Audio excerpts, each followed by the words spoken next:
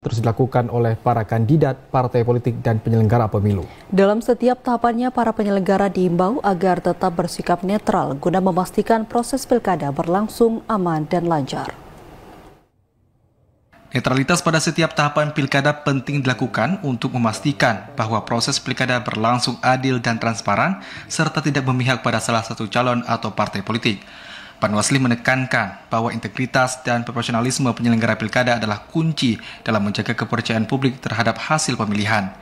Dengan sikap netral diharapkan pilkada tahun 2024 di Aceh dapat berjalan dengan lancar dan demokratis. Hal tersebut sebagaimana disampaikan oleh Ketua Panwasli Aceh saat mengunjungi kantor Panwasli Kabupaten Aceh Jaya beberapa waktu lalu.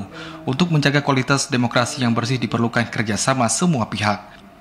Ketua Panwasli Aceh Muhammad Ali mengatakan untuk menjaga netralitas para penyelenggara pilkada dilarang berkolaborasi dengan peserta pilkada saat bekerja. Menurutnya menjaga netralitas para penyelenggara pilkada sangat penting guna menegakkan aturan yang ketat selama menjalankan tugasnya.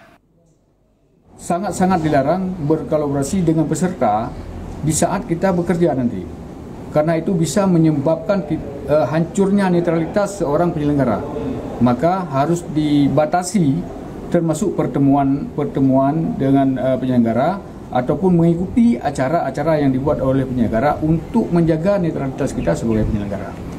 Dan langsung berkolaborasi, kemudian membaca aturan yang ada untuk melaksanakan semua pengawasan yang sesuai dengan aturan yang berlaku.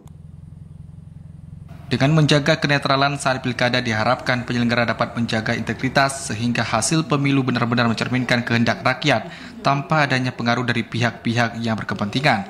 Masyarakat juga diminta untuk mengawasi semua pelanggaran yang terjadi pada pilkada agar dapat ditindaklanjuti nantinya. Dari Aceh Jaya, Musliadi, TV Aceh melaporkan. Panitia pengawas